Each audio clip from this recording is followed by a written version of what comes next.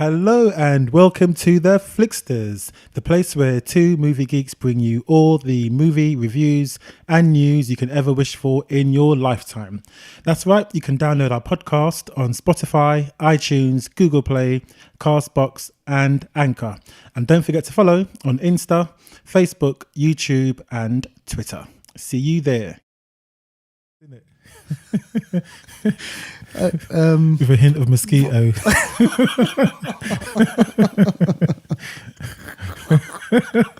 It's true, I've got bites everywhere. Oh shit. Shall we start this? Let's go for it. Let's go for it. Okay, ladies and gentlemen, thank you once again and welcome to another episode of The Flixters. We are Amar and Deval bringing you the latest film news, film reviews, hidden gems, anniversary corner, banter, you name it, we're bringing it for you. And I just got to say, Deval, it's good to see you again, mate. It's good to be seen. Yes, it's like, you know in what? The daylight. Yeah, I've been away on a holiday to Ghana. Yeah, some people have been like lording it up and going on holiday, while some of us are just like in the rain here in London. But no, tell us, how was your trip, mate? It was good, thanks. It was a family trip. Nice. So wholesome family get-togethers and food and nice, chilling and drinks and stuff like that. Wicked. A lot of sun, so I'm a few shades darker. So 50 shades darker. Oh shit! In every respect. So you're gonna get a whole new me.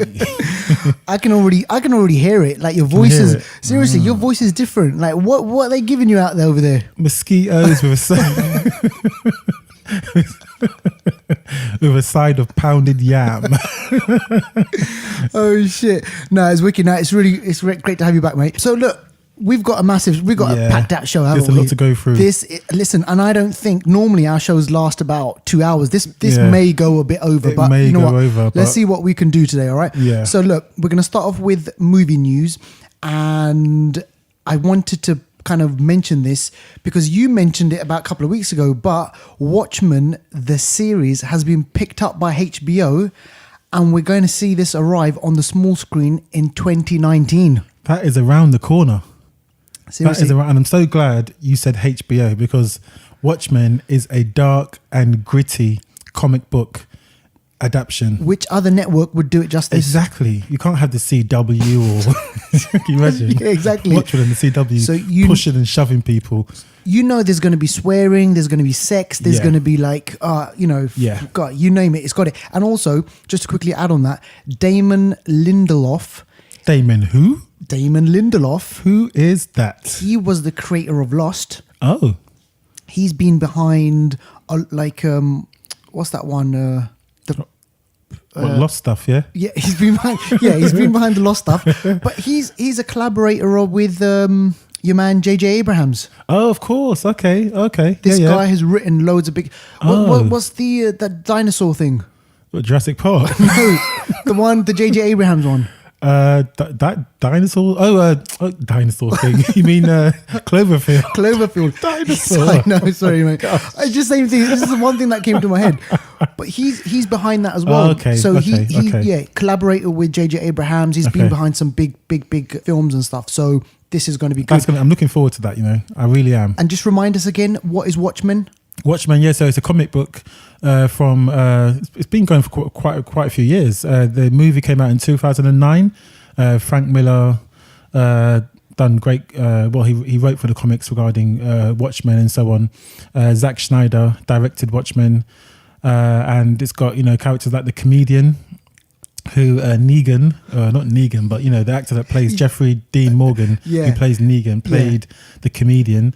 And we had Owen Wilson playing that kind of Batman type man. I can't remember his name. Yeah. And we had that lady playing that kind of Batwoman type I haven't character. Seen Mr. Manhattan. Miss Manhattan. Great character. Wicked. And then you had Osiris or something. I can't remember his name, but the blonde guy who was the baddie in it. Yeah. I can't remember his name, but very, very clever characters. Yeah. And Watchmen is actually, like, in the comics, it's crossed over with DC now. So the Watchmen characters have gone into DC. Now, you know what? There was another rumor about this. Bill Murray Could have been Watchmen. He could. There's a role. From what I read was Comedian. Could be. But it's just like weird. It's just like seeing Bill Murray in a comic book. Yeah. Like it's possible. Yeah, Anything's possible. possible. Yeah. All right. Also, I wanted to mention our favorite Avenger. One of our favorite Avengers, Scarlett Johansson. Well, she's obviously, me and her go back, yeah? Obviously. Like, tread carefully when you speak of her. Okay, no, this is all good stuff here. Okay. So Scarlett Johansson is the highest paid female actor in the world. Are you serious? Seriously. So this has just come out. She's overtaken Angelina Jolie, Jennifer Aniston. Sandra Bullock. What was the one from Red Sparrow? Jennifer Lawrence. Okay, that's it. Overtaken all of those, right? She is... You telling me since when? Since like, I think they calculated from like 1 year ago. Are you serious? Yeah. Do you know why I'm so shocked? We went out for drinks. And she didn't buy a single drink. She did not buy a single drink. Yeah. She's getting all that cheddar. And what are you getting? Nothing. I didn't even... Okay, all right then. All right, you didn't Scar. even get a second call back, all right, did you? Scar, you watch it. Yeah. All right, okay. I had to add this in for just pure like craziness. This is rumor alert. So this is sirens going off over here. Rumor alert. Tom Cruise to play Green Lantern. Oh man! What? I've seen the sort of fan art of this one. Have you seen it? No, I haven't seen that. I just read this, right, and it just popped up in kind of one of my news feeds, and I was like, "What? Tom Cruise to play Green? Like, how would this even work? Like, what? An older version? I guess, yeah, older version who runs a lot, does his own stunts, yeah, and can sort of magically create an F5. And be like a Top Gun as but you well. know what? Here's the crazy thing is, the rumor behind this, right? I kind of get the thinking behind it. If you are DC, right, and you want, well, like a megastar, okay. Who would you rely on? There's only probably like 5-6 people in the world. Yeah. He's a sure thing. He's a sure thing. But saying that, I think that will also go against it. In a way, because Tom Cruise is so Tom Cruise, it's like trying to see him as the Green Lantern. That ring on. Not that he can't do it as an actor. He could do it. He could do most things exactly. Yeah. But I just think, I don't know. I mean, the fan art looks good, and I'm sure he can do a good job. But I just can't see him in Green Lantern doing it, running around. And is there how many versions of the Green Lantern? Because Hal Jordan was the one that we saw. In 2011, sorry. Yeah. That was Ryan Reynolds. Yeah, that's right. Yeah, and then you got Jon Stewart, the black one, I think. Oh, you know what? Why don't they go? Why don't they mix it up a bit? Yeah, well, there were some rumors saying that who was going to be Common was going to be Jon Stewart. Oh shit! For a while they mentioned him. Then they mentioned Idris Elba. Then they mentioned the guy from Moonlight, who's also going to be Mahershala Ali. Not him. Oh, sorry. Yeah, not him. Actually, no, not him. Actually. Oh, the kid. Yeah, the kid. Sorry, the adult kid. The kid that grows into the guy. He's going to be in Predator, that guy. Oh, yeah. So they mentioned him as being a possible Jon Stewart. So yeah, right. Yeah, I guess there's a couple of ways they can go.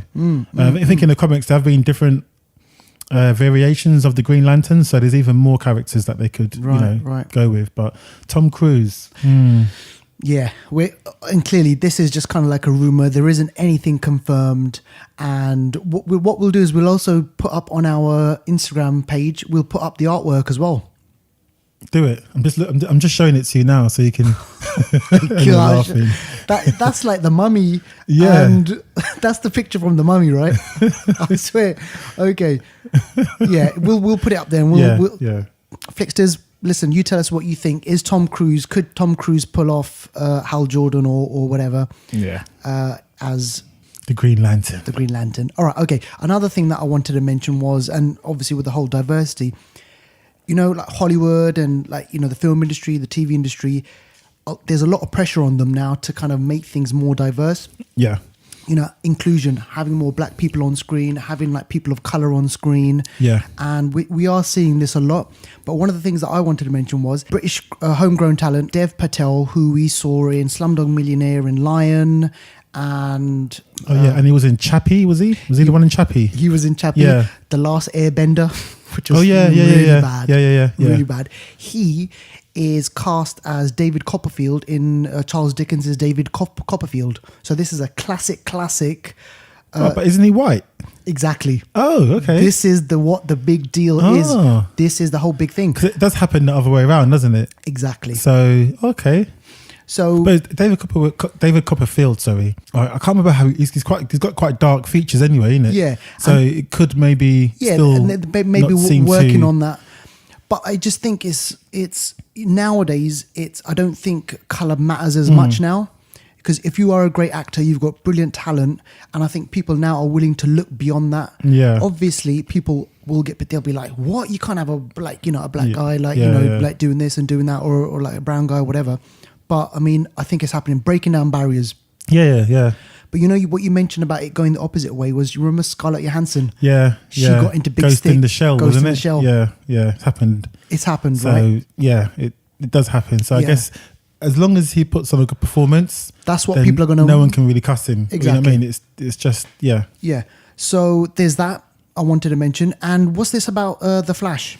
Yeah, so The Flash, Ezra Miller, he first made the movie appearance in Batman Superman in a little kind of I don't know, it was a bit like a flash forward point where he was warning Batman about something about save Lois is the key, whatever. And we saw him there. Then we saw him in Suicide Squad, that little bit where I think it was a post-credit scene or mid-credit scene where the Boomerang guy was going around doing something, and the Flash, maybe it was during the start actually, I think during the start, but the Flash was about in there, and then obviously he came about in... I don't even remember that. Yeah, it was such a quick bit in Suicide Squad, but yeah. Really? Wow.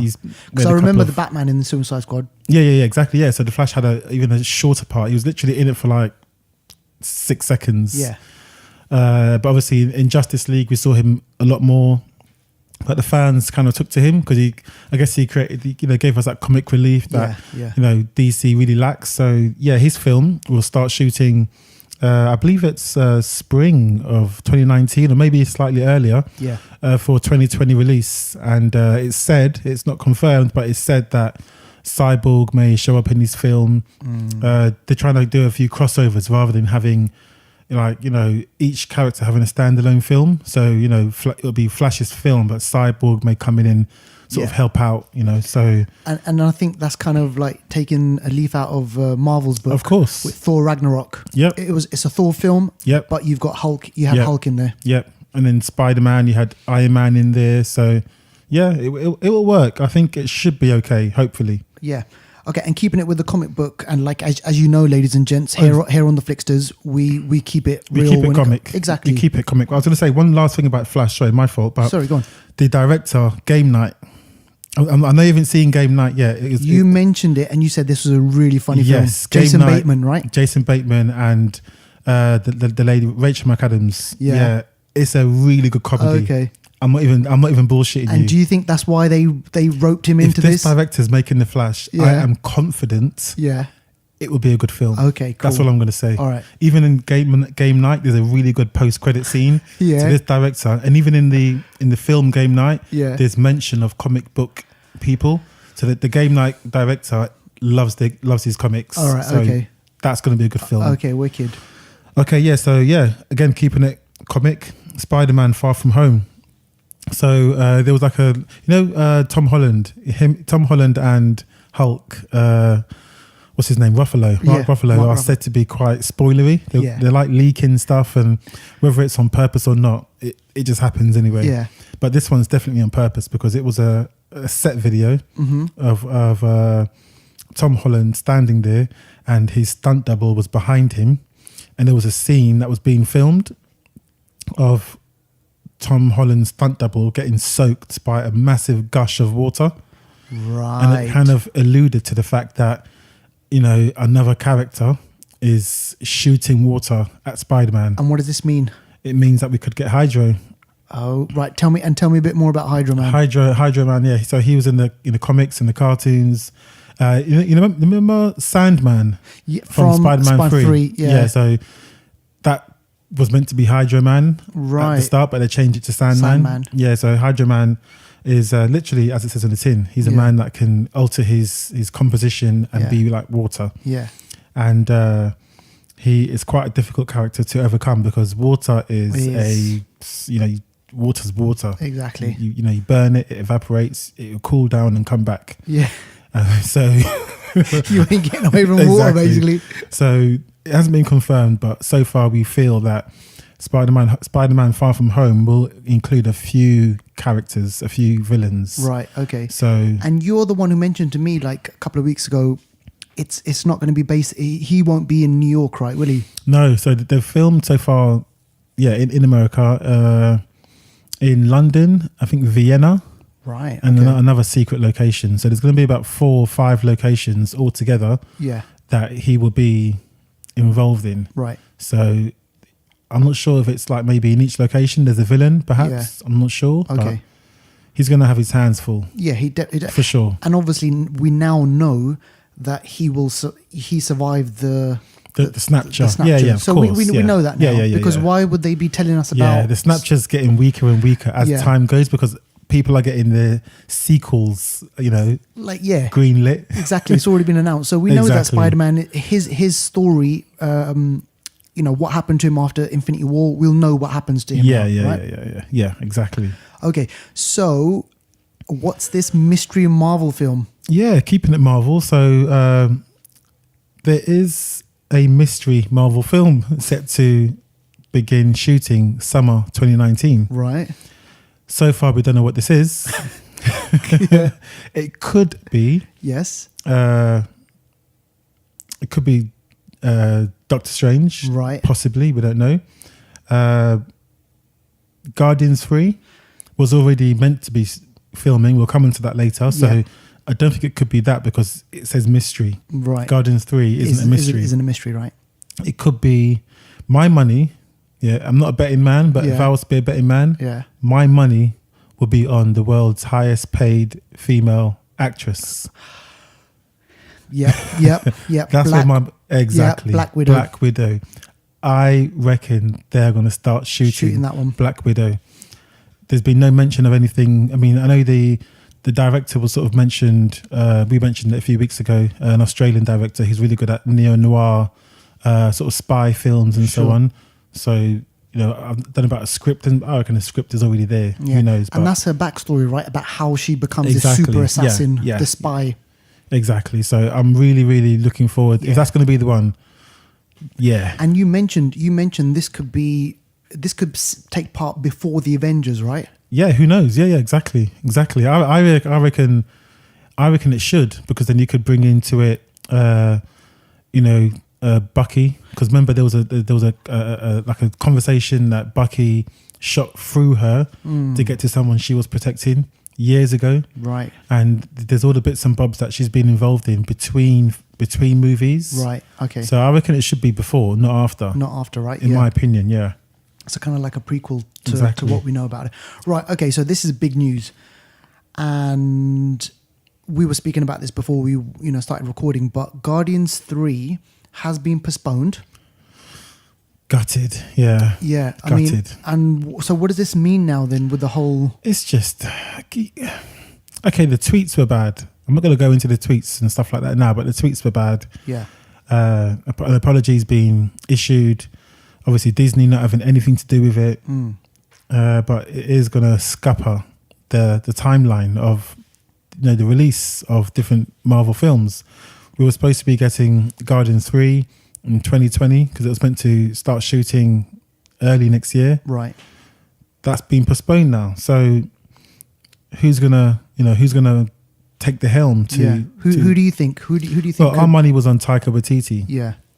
And just as we're going to mention him, our sources have told us literally as of a couple of days ago that Taika Waititi has had a meeting with Marvel about the possibility of directing an unknown film.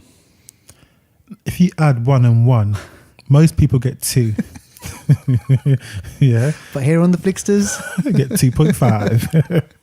But I reckon that he's met with, Kevin Feige or whoever it was about maybe filming Guardians 3, because that is, the tone of Guardians, and what he did with Ragnarok is so similar. Right, And yeah. he, of all people, understand what Marvel want. Sure. He's delivered. Yeah. And they know him, they like him. It seems like a sure thing, you know? So, I mean, that's what I reckon. Yeah. It's just a matter of time before they announce it. So when I was doing the reading up on this, so this came out that, you know, Guardians 3 has been postponed, and there's a lot of kind of shit going on in the background. There was talk of, right, there's a petition, like they got like a couple of 100,000 signatures. They were like, you know, people were like, come on, no, bring back James Gunn. Dave Bautista, he's kind of like, you know, upset about it. The cast were really upset about it. Loads of other directors stood behind him. And, you know, the thing that kind of gets to me is, all right, these tweets that he tweeted like 10 years ago, apparently from what I read was he told Disney about these tweets like before he got the gig, because think about it. So they knew about it. Apparently that's the thing. But what I reckon is because it's now just kind of come forward again, and what they do with Roseanne, maybe there could be this thing of, right, okay, look at how we treated Roseanne. Yeah. We basically shunned Roseanne. How can we not do it for...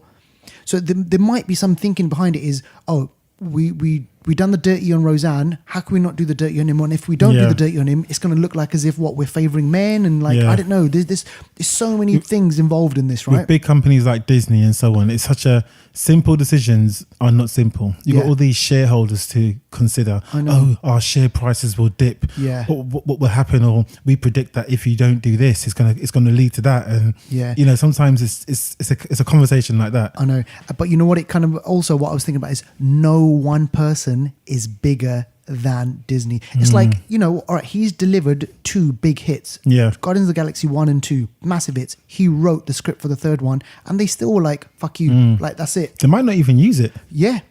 But that's how big they are. They're like, you know, and this is the whole thing was Dave Bautista was just like kind of pissed off about. All right, okay. So moving on slightly, Bloomhouse Productions now, and they make great films, right? Yeah, well, it's actually Blumhouse. If I'm gonna, shit, my apologies.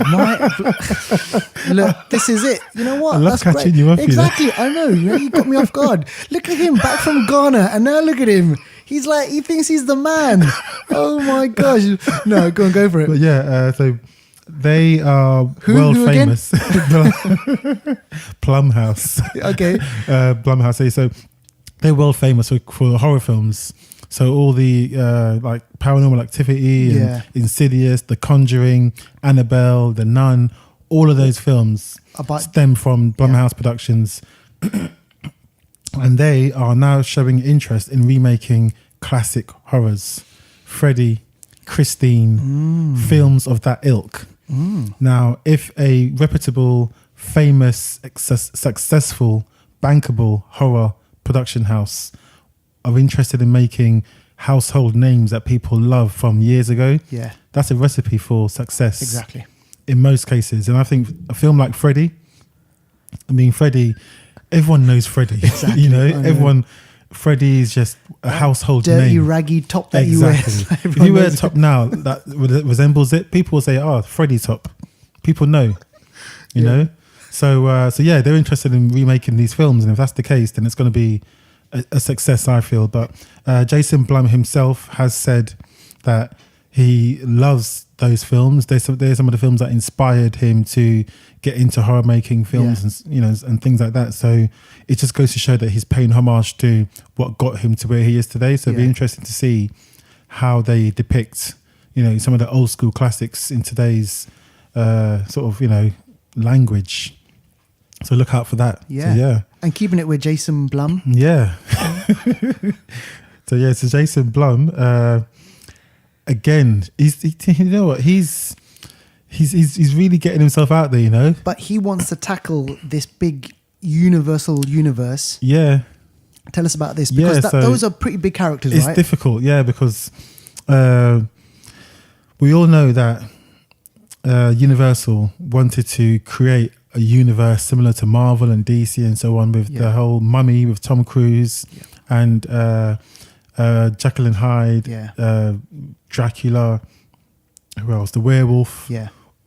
All of those characters from the old school. Back from the 30s. Yeah. Yeah. exactly. So they released. When did the Mummy come out? Was it 2016 or something, Yeah, or it was- 2017? Yeah. Can't remember. And, but yeah, and you know what? Not even Tom Cruise could save I that. know. But when I saw it, it wasn't rubbish. It just didn't maybe make as much as they thought. Yeah, it just kind of. But you know, one thing that I didn't realize is what was his. You know, by the end of it, and this might be a bit spoilery. What did he become afterwards? Who? Tom Cruise? Yeah, what was his thing? Remember, he I then don't got remember. power. Did he? I don't remember. Oh, Maybe shit. that's why. Yeah, exactly. In the end, he got powers, so he became like an anti-hero. He's got this darkness in him, Is and then he goes it? on to kind of capture other dark forces. Ah. Yeah, but what I don't know Can't what that remember. was. I know Russell Crowe was in it. He was meant to be Jekyll and Hyde. Yeah, he isn't was it? Jekyll and Hyde. Yeah, Yeah, so but I they- don't. Okay, so so just some- watch the ending I again. need to. Yeah, I need to rewatch. Just the ending, Yeah. basically.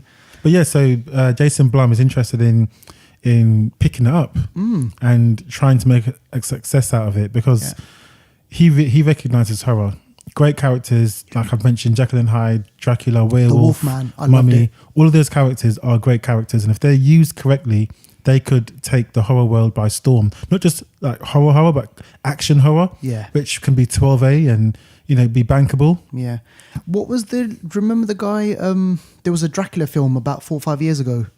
Oh, you're talking about Dracula Untold. That was it. Yeah. That's part of this world, wasn't it? Oh, was it? No, I'm asking you. Oh, what was okay. it? No, because I anything. don't know if it was Universal. I Right. don't know because this is all Universal's Right, sort of okay. world, but I'm not sure. It might have been, to be honest. But I don't think at that stage they were thinking of it in this scale. Sure. But it might have been maybe this. Yeah, because if it's Dracula, then it has to be Universal, doesn't it? Because I think they own the rights to that, to Dracula. Interesting. We need to find out. Listen, we'll do the research there. And keeping it in with the whole kind of horror theme and dark theme over here, James Wan to direct Stephen King's Tommyknockers. Yeah, Tommyknockers, man. Tommyknockers is old school. Old school book from Stephen King. So for the people out there who don't read anymore, why not get reading? I can't say much, but I haven't actually read this. I haven't read this. But what I did was I remember I read it, and I read not the Dark Tower. There was another one. Oh. The one with the sparrows. Do you remember that one? Oh, no, I don't. Okay. There was one with the sparrows. That one I read. But James Wan, why do we know why is James Wan? So he's famous for working with Blumhouse for The Conjuring. Yeah. Or was it Insidious? One of them. Conjuring, I think, yeah. One of them. And James Wan has also recently. Well, he also directed one of the Fast and Furious. Did he? You're right. As well? It was 7, wasn't it? One of them. Yeah. There's so many. The one, So all many. I remember is the one where they go fly. He flies and jumps into a car. Oh my god! And catches her in midair. That's just a madness. That's We don't crazy. even get that in like Marvel films. You Yeah, don't get that in Bollywood films. Believe me. That's crazy. And they walk away without a scratch in it. Come on, mates. How are you going to do that? When I saw that, I was like, what? And there's a famous GIF out there. Like you just type in Fast and Furious GIF or what is there? He caught her midair and landed on the boot. It's And- crazy. It's crazy, man. Yeah, All and right. James Wan also obviously recently directed Aquaman. James What? Wan, yeah. Shut the James front Wan's door. Aquaman, yeah. This guy's huge then. Yeah. He's the one.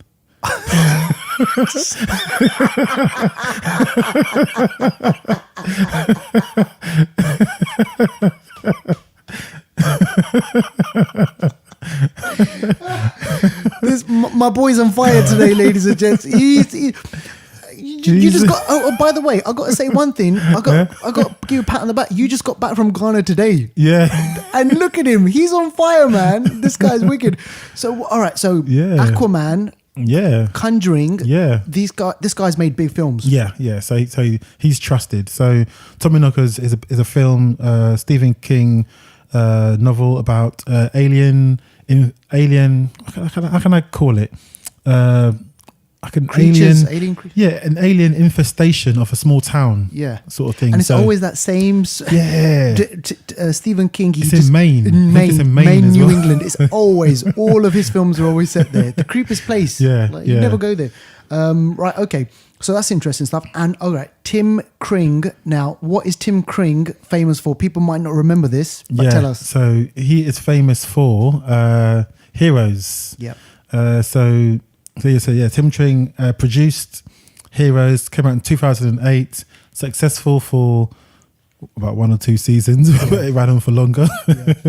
And he is now going to be producing the Treadstone TV series. Yeah. When I say Treadstone, that's some serious shit. And you know what this means? This is the world of Jason Bourne. Yeah. Treadstone is that secret government undercover operation that doesn't exist. Yeah. Does not exist. Exactly. If you're on Treadstone, if you get caught, you were not there. Exactly. You got to tread carefully. But you know what? I love how they're going to open now this kind of Jason Bourne universe. Yeah. Where they're going to turn it into a TV show. Yeah. And there's going to be obviously action scenes. There's going to be intrigue. There's going to be spy. There's going to be all this stuff going on. Yeah. I think it's going to make for great TV. I reckon It will. And it's going to be a direct, competition for Jack Ryan and shows like that possibly. Okay. Yeah. But it'll be interesting to see the tone of the show, whether it's going to be action based or if it's going to be a lot of espionage and sort of slow build sort of character and plots and so on. Yeah. And also who's going to be the sort of Jason Bourne typey. Or maybe it might be Julie Bourne. Who knows? Which might be interesting. Yeah. Okay. Now I saw True Detective the first season and I thought it was brilliant. Excellent. It had Matthew McConaughey and Woody Harrelson playing two washed. Well, it's kind of like in flashbacks. So when you see them as they're older, I mean, Matthew McConaughey, this washed out, skinny, frail looking ex-detective talking about a case that took place 20, 30 years before. Yeah. And it paired Woody Harrelson, Matthew McConaughey up together. I thought it was brilliant. Yeah. Really, really good. Came out of nowhere, didn't it? Came out of nowhere. Yeah. I didn't see the second one. You didn't miss to be honest much. with you. Do you know who was in it? Who? Okay, it was Vince Vaughn. Yeah, kidding.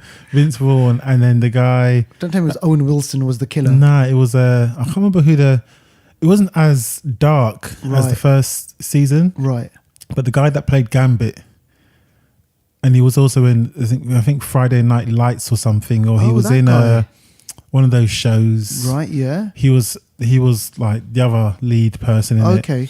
And also, I don't know if Rachel McAdams or You're right. somebody She was in it. Yeah, I remember, and I said to myself, right, I got to watch it. But then in the end, I just kind of didn't. I couldn't. It wasn't as good as the first one. Yeah, it wasn't rubbish, but it just wasn't as good. Right. Okay. So tell us about this then. Season 3, yeah. So season 3 is going to start filming next year, and we mentioned his name earlier. Actually, Mahershala Ali. Right. Is going to be the star. Yeah. We're going to be one of the stars of the series, and I can kind of see him in that role. Yeah, definitely. If you've seen House of Cards, he's quite a shady cat in that at times. You never know what he's up to fully.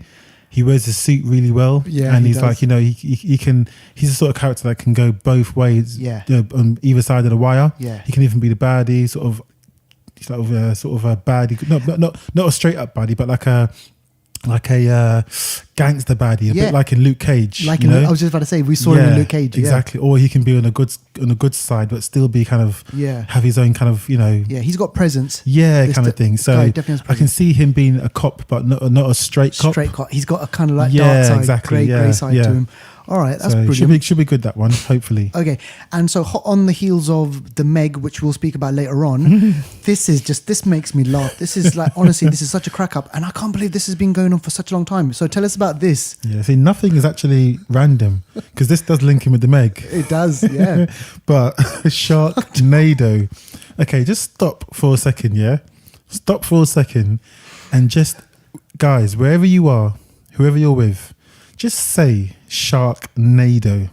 Yeah? How the heck are you going to get a shark and a tornado in one? Think of the premise, yeah? Think of this, yeah? You are a filmmaker and you got the guts to go up there in front of a panel of directors or producers and pitch an idea that a shark and a tornado is able to coexist and cause terror upon a city. And not just that, you got the guts to go there and pitch it and win funding for this. Exactly. You have got to be the best salesperson on earth. I'll hire you. Listen, the thing that makes me laugh about these films, right, is they're so bad, Yeah. they're so good. Yeah. Right? You start cracking up. Like, you get a couple of friends together, you have, like, a few drinks or whatever, you watch these films, you're going to laugh. But check this out. So, first film, Sharknado, exclamation mark. The second one, Sharknado 2, the second one. That's what it's called. Oh my gosh. The third one, this is the funniest, Sharknado 3, semicolon, oh, hell no. The fourth one, Sharknado, The Fourth Awakens. Oh my gosh. They're taking the piss out of themselves, you know that. That's a good thing about it. I know. And then the fifth one, so this is, Devour, this is genius. No. What is it? Sharknado 5, Global Swarming. Oh my gosh. Boom. Drop the mic. It's like, what the hell? And then number 6 is coming out now. That's going to be Sharknado 6. It's about time. It's about time, yeah? 6. These films are brilliant. Do you know who's in it as well? Tara Reid is in it. Vivica A. Fox from Kill Bill. Yeah, that's the from serial, like big films. Yeah. Serial killer. Yeah. Yeah. And it's got the guy from not Melrose Place, Beverly Hills 90210. Beverly Hills. Which guy? Oh, hold on. Is it the blonde guy? That's it. That guy over there. Yeah, I remember him. The blue. Yeah. He's in it. He's in it. And Gordon Bennett. I remember there was one of them I saw. I can't remember which one it was, where they're flying or they're coming out of the skies. Oh my gosh. They're coming out of the skies. Oh. I don't know how they do it, but you're absolutely right. You pitch this idea, you get money. Well, got it's guts, a lottery. yeah. It's a lottery I ticket. really respect the people that made this film. Yeah. All right. So one piece of news that I definitely kind of like wanted to mention and just have a quick chat with you about this. So do you remember a couple of weeks ago we mentioned, or about 3-4 episodes ago, we mentioned Danny Boyle was chosen to direct the next Bond film, so Bond 25. Yeah. And Sam Mendes famously said he would never direct another film. Okay. Another Bond film. So they were like, shit, what are we going to do? And he'd already directed 2 films. They loved him so much, he did actually come back for a second one. But he said, look, 3 films for me? Nah, I'm not doing that. So then there was this whole big search. And then people realised that, okay, look, Danny Boyle's going to, direct this film. And it was kind of a bit of a left field decision because Danny Boyle makes these independent films, these small budget ones, and then they become big. But this time he's making a huge, massive franchise film. So, filming was about to begin 4 months ago, but now what's happened? 4 months ago? Sorry, not 4 months ago. Filming was about to begin in 4 months' time. Oh, okay. Right, sorry. Look, I'm messed up. I'm so excited about this. So, in 4 months' time, filming was about to begin, but they announced on official, the James Bond official Twitter page, he quit because of creative differences. It's that same thing again. Creative differences. So I started reading up on this. I started looking up. I called up my man, Daniel. I asked him a couple of questions. No, I didn't. I did a bit of research on this. And apparently there's a rumor going around that Danny Boyle and Daniel Craig, they clashed because of casting. Is it? Yeah. So something to do with a Russian character. Daniel Craig wanted this actor or female actor, and Danny Boyle was like, no, and then he just said, like, fuck it, piss it, I'm not doing this anymore. That's it. So they need a new director. Just like that. So this is Danny Boyle. Must be the serious bust up, and he's really pulling his weight. He's like, I'm Bond, James Bond, mate. Listen, and whatever I say goes. And the thing is, right, this is what I found really strange. So Albert R. I think is Cubby Broccoli was the producer.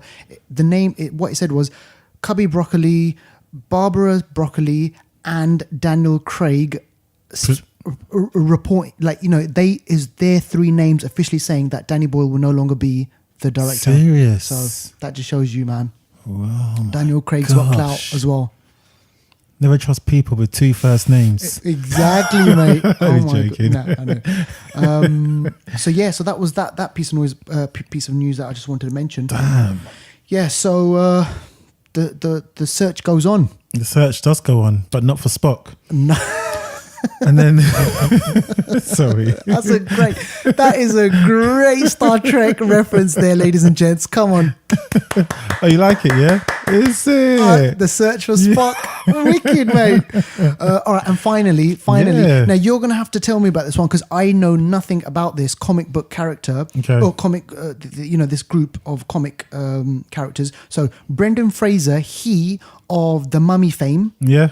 Right, remember him back in the day, which I thought was brilliant. And that film with Liz Hurley. Oh, Ink. I've not seen Inkheart. The Bedazzled. Bedazzled. I like that film. That was good. Yeah. I love that as well. Yeah, that was a good one. So Brendan Fraser, he joins the DC universe for a TV series called Doom Patrol. Damn. Yeah. So you know more than me. So tell me, what is this? Doom Patrol. So they are a DC team, a bit like Suicide Squad, a bit like, I guess, Gotham City Sirens, and they're kind of like not as big as the Justice League and teams like that, but they have sort of B class, C class team members, and they patrol Doom. No, I'm joking. But yeah, so they're just like a team of anti-heroes type thing. They've got actually it segues into the DC's up and coming Titans live action series, because there's a character called Beast Boy who's going to be in Titans, right? And even though he's going to be in Titans, he's going to leave that show and go on to Doom Patrol, right, when they start filming this. So it's a bit, they haven't released the full set of sort of team yet. Yeah, I think they're going to leave room to, chop and change depending on who they really want to expose to the audience and so on. But Beast Boy is one character who is definitely going to be a main character in Doom Patrol. Beast Boy is a bit like Beast, right? Okay, but a boy version. I gotcha. Yeah, Beast Boy. Yeah, it kind of says it. Yeah. I don't think he's got the same intelligence, but he is beastly. But I think it's actually cool that we're going to see Brendan Fraser on the screens again. I'm not sure what his role's going to be in it. I'm not sure. I don't know. He's I guess he's quite seasoned now, so he's going to have a major part and being like an elderly type person in it. Exactly, I guess. because I'm thinking, I remember watching The Mummy, and that was back in '93, I think. Mid '90s. Yeah, you're right. Mid-90s. Mid '90s. Yeah. So with Rachel Weisz or Weiss. That's it, and that's connected to Daniel Craig's Mrs., little. Yeah, exactly. So that's your lot. That's the news. That is the news. Was there anything else we wanted to add? Not for today. For next week. Let's save it. Yeah. We will season it for next week. Exactly. All right. So let's move on to the box office top 10. And there are some interesting ones in there. So really interesting stuff that kind of I'm looking at this top 10. But sitting in at number 10. Now, you didn't get a chance to see this, did you? This is Hotel Transylvania 3, A Monster Vacation. Nah. All right. Okay. So it's taken 13 million. Yeah, altogether. Almost 14 mil. Damn. It's at number 10. It's going to probably be on its way out now. School's going to be starting soon, right? Yeah. That's still not a bad sort of just for the UK. Because it's going to be good. It's going to take some money in America and so on. So yeah, not bad. I not reckon. bad. Yeah. All right. So Secret Cinema, Romeo and Juliet. Now is this the Leo DiCaprio? I believe so. Right. Okay. So if it is, then I remember watching this back in '93. Yeah. It's come out quite a while ago. Baz Luhrmann, Leo DiCaprio, Claire Danes, and it was interesting at that time because you thought, right, okay, they're going to set it in modern times, but the language is going to be Shakespearean. So how it was written is how they're going to play it. Yeah. And seeing them in like blazers and big guns and all that sort of stuff was quite cool. So yeah, Montagues and Capulets. Exactly. There you go. Look at you. I'm telling you, man. That's all I know of Romeo and Juliet. I know Romeo from So Solid. 2 multiplied by 10 plus 1. Romeo done. Gosh. I remember. Oh, God. How many, in So Solid Crew, there was like about 30 of them. I know. Yeah, exactly. All right. Okay. So now, Ant-Man and the Wasp is at number 8. No, come on. I thought this would be at least about 4 or 5. Yeah, I'm a bit disappointed in that. I was hoping it would do a lot better because obviously I'm a Marvel man. Exactly. I do like Ant-Man and Wasp. I like the Wasp a lot more, but yeah, I don't know if people really caught on to this one. And we had a few misgivings, namely the villain, Ghost, in this. We thought maybe it could have been possibly a stronger kind of villain, but then we thought, in keeping with the whole the Ant-Man theme of it, of not being too dark, how dark can they go? It's fine. So that's sitting in at number 8. Number 7, a Mission Impossible film, and this is the 6th one. This is Tom Cruise. This is Superman. This is Ving Rhames. This is like Simon Pegg. So all the team's back again. And it's sitting at number 7. And so far it's taken 20 million, which is that surprising? It's okay. I kind of thought it would be a bit more, but I think worldwide it's done really well. One of his biggest opening films, actually. Yeah, so I guess they can't be too upset. Yeah. So they'll get their money back. Exactly. And this one is still killing it, I think. And you saw this. This is Incredibles 2, sitting in at number 6. And it's taken £48.5 million in the UK alone. Imagine worldwide. That's why it was worth the 14-year wait.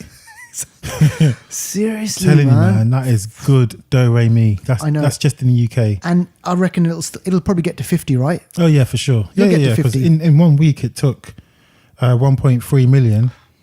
And if we look at it for another couple of weeks or 3 weeks, maybe. Yeah, it'll do 50 plus probably. Yeah, I reckon. Yeah, all right. So this is number 5, a new entry. This is The Festival, which I'm going to review later on. So I'll tell you about that one. And this is at number 5. Yeah. And so it's taken like almost at 1.5 million. So it'll be interesting to see how that moves on. Number 4, The Equalizer, which has taken just under 2 million. Denzel Washington, second part to The Equalizer, which came out about 3-4 years ago, directed by the same person, Antoine. Is it Fuqua? Antoine, yeah. Fuqua, I want to say. He done a training day, and he's actually been tipped to direct I want to say Marvel, or was it a DC film? Okay, one of them. He's going to be. No, it's Marvel. Yeah, he's no stranger to big films. To directed a Marvel film. Yeah, really? Yeah. Okay. So what? It's not going to be a Black Panther 2, right? No. I think that's locked that's locked down for Coogler. Unless Coogler can't do it, but I'm not sure what. I think it may have been one of the Eternal type films. I think, but I don't know at the moment. Yeah. Okay. All right. Sitting in at number 3, which is The Meg. Again, we'll review this later on in the show. And yeah, I mean, 8.5 million. It's been out for about a week or so. So, I'm assuming it'll take, it should get to at least easily over 10. Yeah, for sure. But one of the biggest ones here at sitting at number 2, Mamma Mia, here we go again, 54 million. Damn, for that? Yeah. I can't understand it. I know, mate. These films, they do massive money. And I reckon these films, like Mamma Mia, films like Mamma Mia and in Incredibles, they're films you don't go and watch alone, or even with one other person. You go in groups. Yeah, I think that's why they are so successful. Incredibles, you take families, kids. Mamma Mia, you're going on hen nights, you're going on girls' night outs, you're going on book club nights, and all those. The people are going in like 4s and 5s. Yeah, and so you're talking about 50 quid there, like exactly. That's why they're doing so well, I reckon. Oh, shit. Okay, and the UK's box office number 1 film this week is a film called Christopher Robin. Yes. And have you seen this one?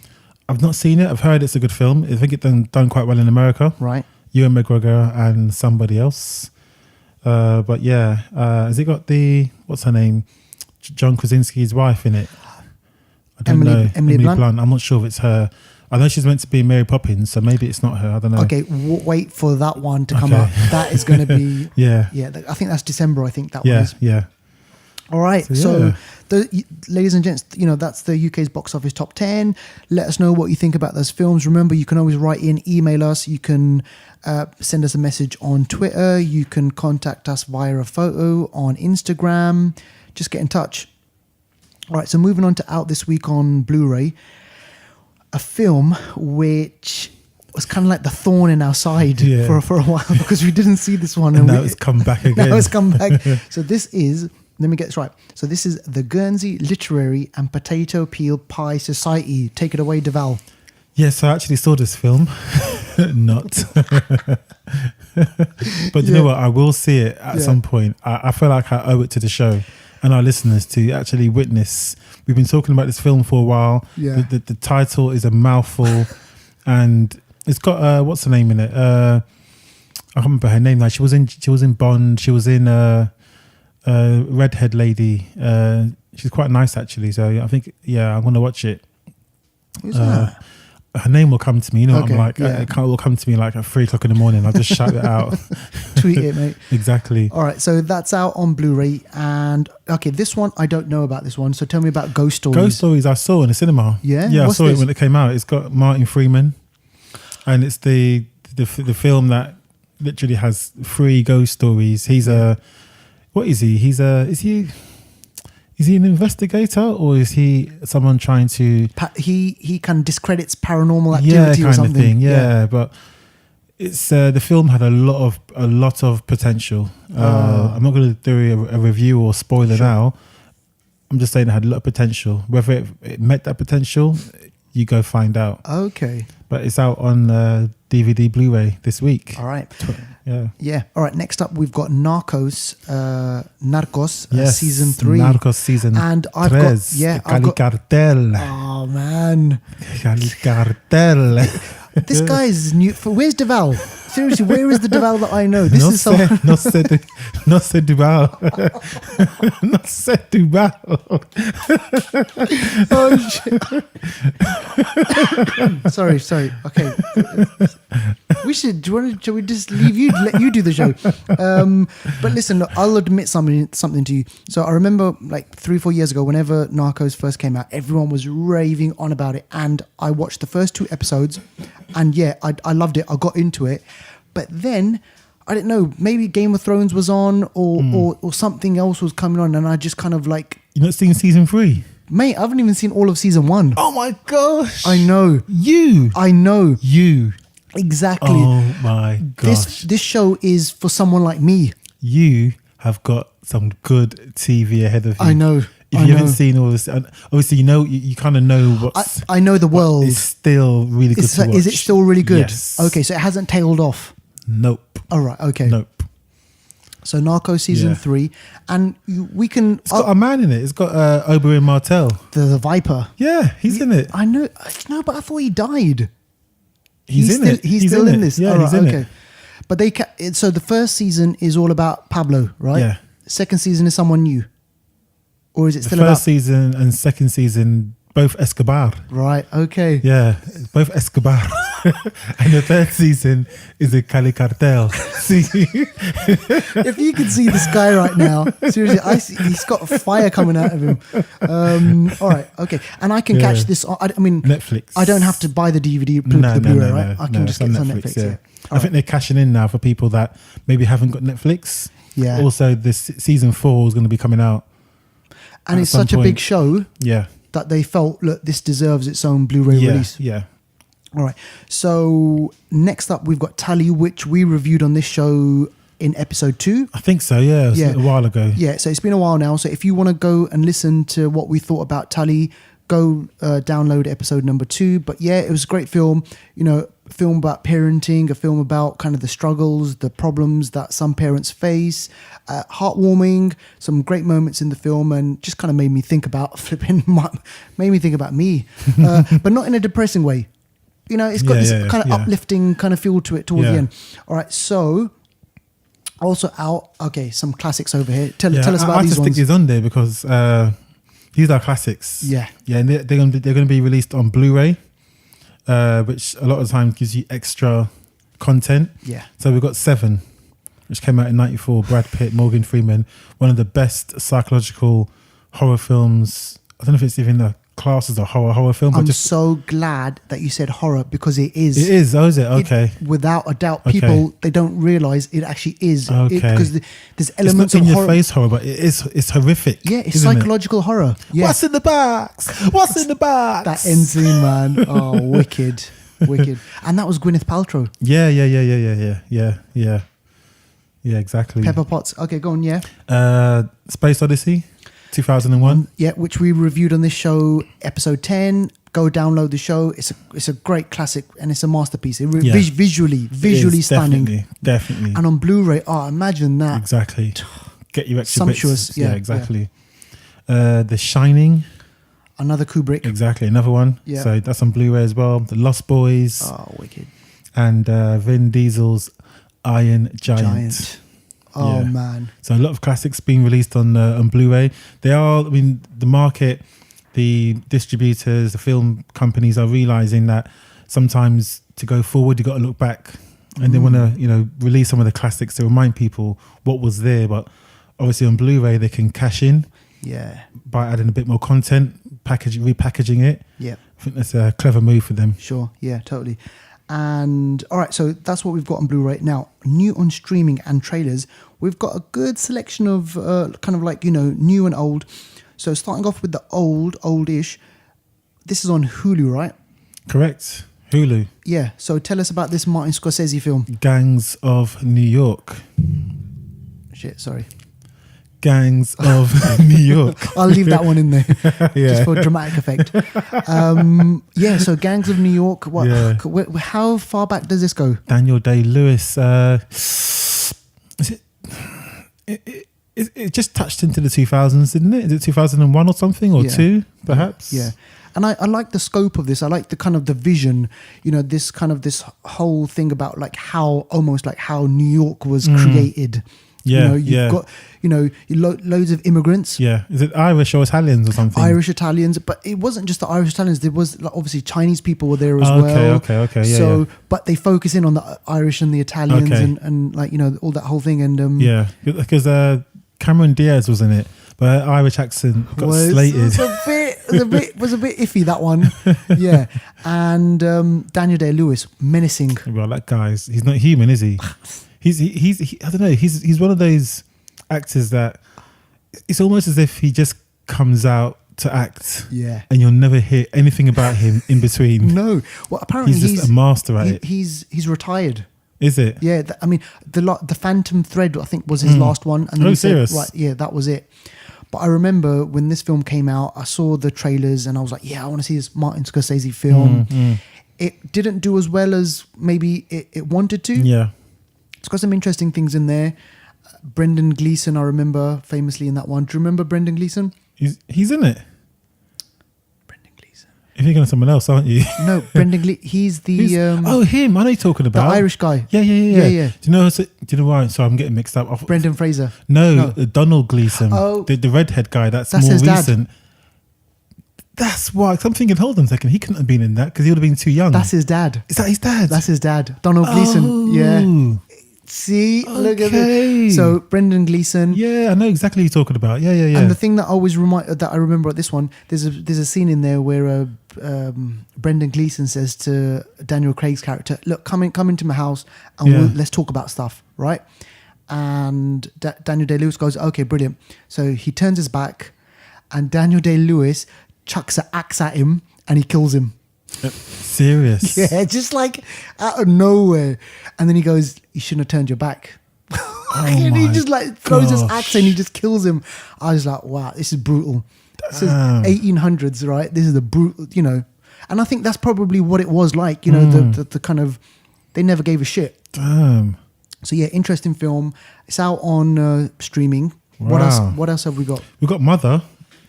Well, Mother keeps coming back. I don't know. We kind of mentioned Mother. Yeah, we did, didn't we? But I think I'm going to just glean over it quickly. But guys, in about 10 years, when we're on our sort of 500th episode or whatever it might be, Mother will be a massive hit. Yeah. And remember, we said it first. Exactly. People didn't take a shine to it now, but they're going to realise it when they've watched it after a few years and have let it season. Yeah. Watch out for Mother. Yeah. Yeah, mothers like to season their food. And You're right, his mate. mother will season. All right, okay. So what else have we got? And Hulu again. Hulu's on fire today. Hulu's on fire. The Ninth Gate. This is the one with Antonio Banderas. Is that the one I'm thinking of? Was it the one with Johnny Depp? No, Kevin Bacon, is it? Johnny It's Depp. Johnny Depp, isn't it? And Ninth he plays Gate. a writer. Yes. And he gets sucked into this thing, a world a of... weird kind of world. Or, Yeah. And it wasn't... I'm trying to think. I'm trying to mad remember one. it. Yeah. It's a bit like one of those... it's a bit like interdimensional type thing, isn't it? Yeah. I haven't seen it. Yeah, I mean, But I haven't seen it. it's one of those films I know I need to watch. Exactly. And we're providing a service. If we want you to go out and watch it. Providing the service. All they need to do is complete the service Exactly. by watching it and letting us know. Letting us know and writing into us, you lazy bastards. Right, okay. Tell us about this one. I've never heard of this. Ghoul is the first Bollywood... Is it first Bollywood horror film that's being released on Netflix? Wow. Or really? the first Bollywood film to be released on Netflix, something like that. Okay, so... but Ghoul, it sounds interesting. Yeah. It's about a prison interrogator that goes into a prison and the prisoner ends up with the power or something. He turns the tables on the interrogator and starts...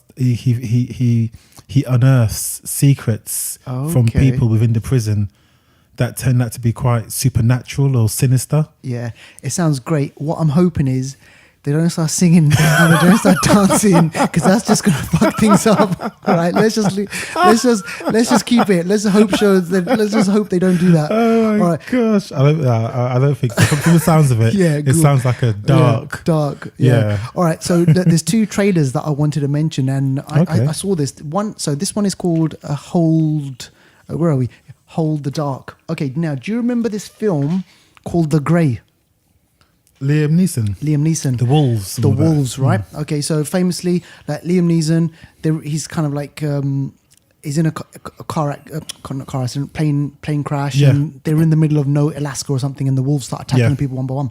Right. So I saw this trailer, and it had a similar vibe to that. So a child goes missing, and the mother says it was a wolf that took the child away. Oh. So they ask for help, and the guy who they rope in, he was, talking about James Bond, Felix Leiter. Do you remember the guy Felix Leiter, the character Felix Leiter from James Bond? Which Bond? He Casino Royale. Do you remember Casino Royale? I don't remember the character. He's got a beard. He's African American. Is he? Yeah, he's African American. Yeah, I think I know who you're talking about. Yeah, he was a guy like a CIA guy or something. He wasn't sure if he was a goodie or baddie or something, innit? Right. Yeah. And he was in Shaft. Do you remember Shaft? Yeah. With Samuel L. Jackson. Yeah. He played Peebles, I think. Okay. Right. Okay. So they bring this guy in, and they're in Alaska somewhere, and it's this dark, eerie, which almost turns into kind of like this supernatural. Like who abducted the baby? Is it the wolf? Is it like some sort of power? I saw the trailer. It was loads of presents, loads of kind of atmosphere. I thought, you know what, this sounds interesting, and this is kind of like a Netflix one. So if you got a few moments, a couple of minutes, check out this one. Okay. Yeah, I think you'll like it as well. It's called Hold the Dark. The next one that I wanted to mention was The Outlaw King. So Chris Pine. Okay. Chris Pine, Netflix exclusive film. Do you remember Braveheart? Yeah. All right. Do you remember the final scene in Braveheart? No. Do you remember a character called Robert the Bruce? Robert the Bruce? Yeah. Do you remember the guy who backstabbed him with the beard? No. All right. Okay. All right. So this is... You're really shooting holes in my thing now, aren't you? Right, okay. All right, let me just... Okay, I'm just going to tell you. I just said yes to it, even if I haven't. The Outlaw King is the story of Robert the Bruce. He was a king of Scotland who defied England in the 12 or 1300s. And he's called the Outlaw King because England never accepted him as the king. So this is Braveheart-esque. And it's going to be like Braveheart with those huge battle scenes. It's got Chris Pine doing possibly from the trailer, a bit of a dodgy Scottish accent. Oh, is it? Yeah. Oh my gosh. Yeah, I know. But I saw this, and you know what? It looks all right still. Do you know that it's going to be kind of a lot of fighting, a lot of intrigue, a lot of kind of fighting. You know, the Scots versus the English, and okay. about him winning. And I don't know if he survives in the end. Well, actually, no, he did. This is historical. Yeah. There was a battle in the 1314 between the Scots and the English in Bannockburn. So hopefully that will feature in this film. So yeah, let's give that a watch when it's out. And so it's coming out soon, is it? it's coming out in the next couple of months. Oh, okay, cool. On Netflix. On Netflix. So those two films are Netflix exclusive films. Oh, wicked. Okay.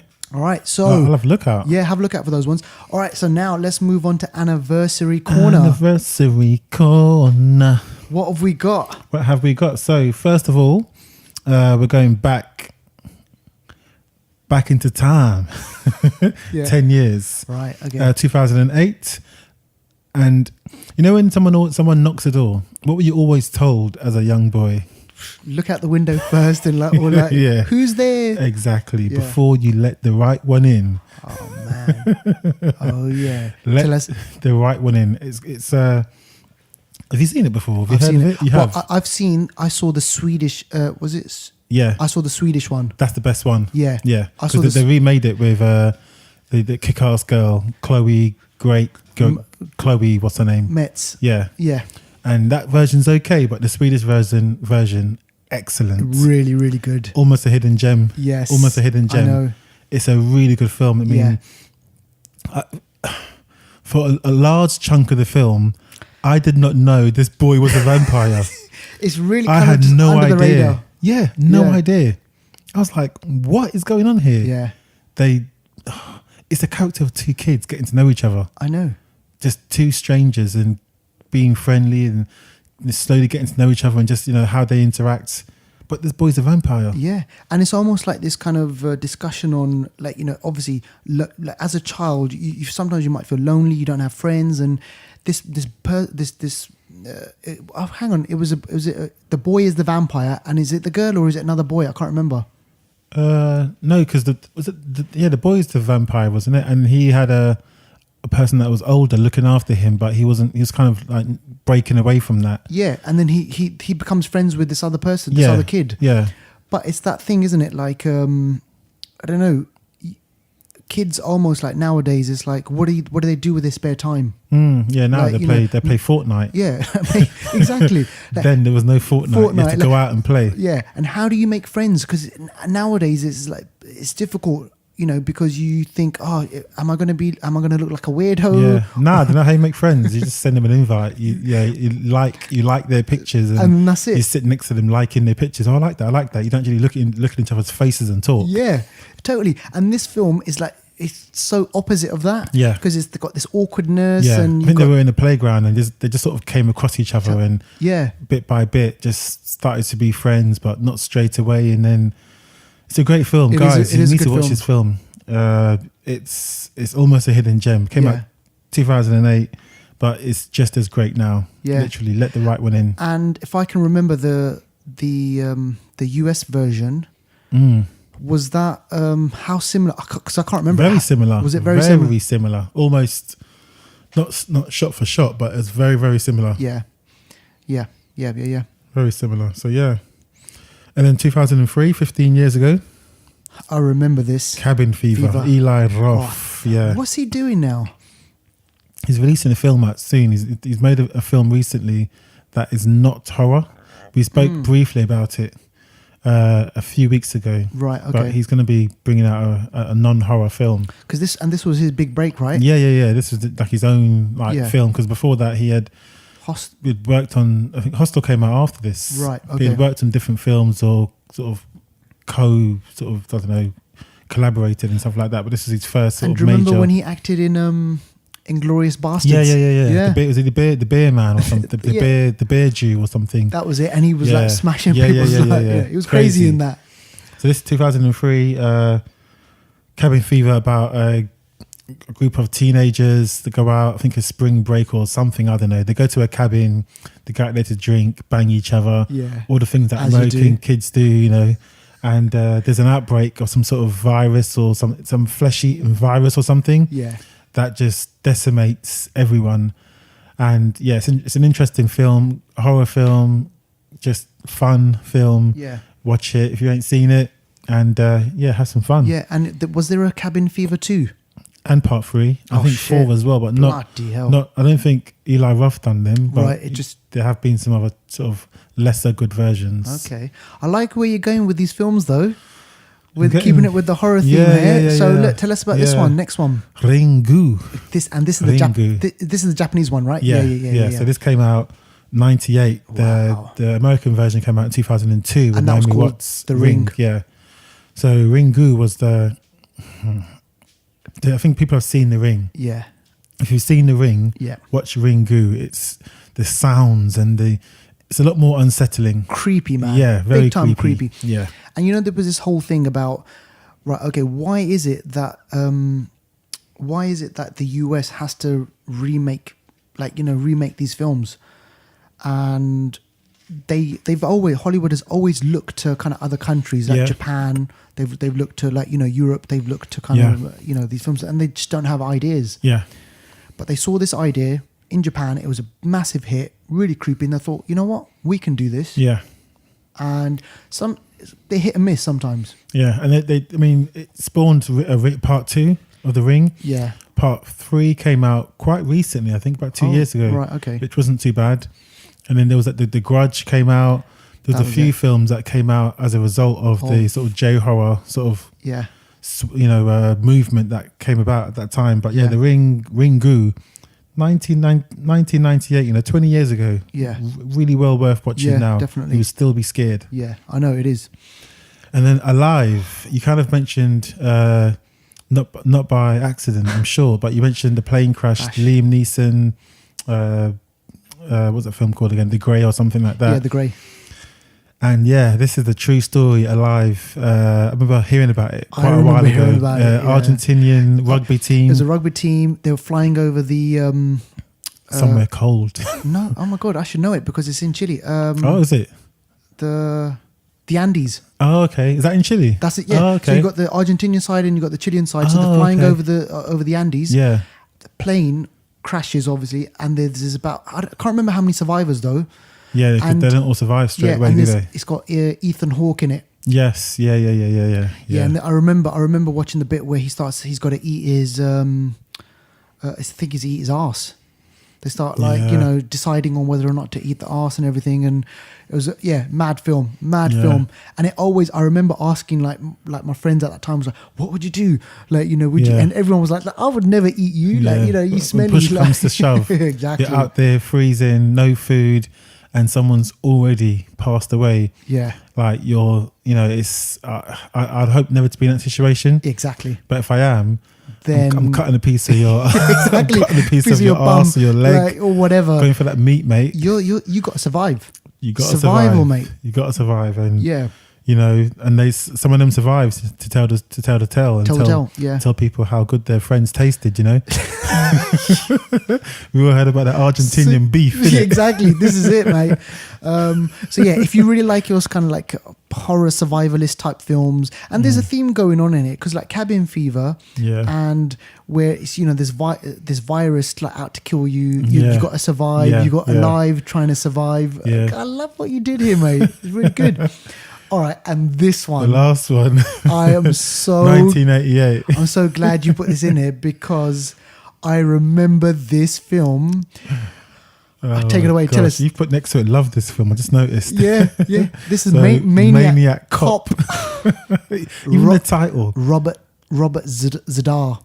Now, this guy was famous in Hollywood for having this massive chin. Oh, I know who you're talking about. Yeah. Wasn't he also in was he a baddie in like an Arnold Schwarzenegger film as well? Probably. Or was it Jean-Claude Van Damme film or one of them? No, Sylvester Stallone. Oh, is it? Yeah. He's got like he's got a big jaw, isn't it? Yeah. So was he the Maniac Cop? He was the Maniac Cop. Okay. And it's had Bruce Campbell. From Evil Dead. From Evil Dead. Is it? Yeah. So I remember this film, right? I remember my brother, he bought this film my brother, he used to work in a video shop, and he was like, yeah, like, you know, let's watch this film. It's like, you know, and obviously I shouldn't be watching this film in 1989 or 1990, whenever it was. 1988. Yeah, that's when it came out. But when I saw it on VHS, it must have been like, you know, yeah, about 89 or like, you know, when I saw it on VHS. But yeah, it was brilliant. So about this guy, he gets shot, and this copper, he gets shot, and he's massive. This guy is massive, like huge. He gets shot. He comes back from dead. Back from the dead. That's him, Robert Zah. His chin is. Look at his chin. His chin looks like Glenn from Family Guy or Quagmire. Yes. This guy, right? And then he comes back from the dead, and every night he strolls the streets of wherever, and he starts knocking on the window of people, and he basically strangles them and starts killing them. What? Yeah. And Bruce Campbell is a police officer as well. And then I remember they got to try and catch the killer and all this sort of stuff. And yeah, it was brilliant. There was a Maniac 2. There was a Maniac 3. Yeah. I remember these films, man. Oh my gosh. So old school 80s. Old school B-movie horror film. Watch it for Bruce Campbell. Watch it for Robert Z'Dar. And watch it for the ending as well. Maniac Cop. Just think the people or the person that you feel should, you know, protect you from maniacs is the maniac. Maniac Cop.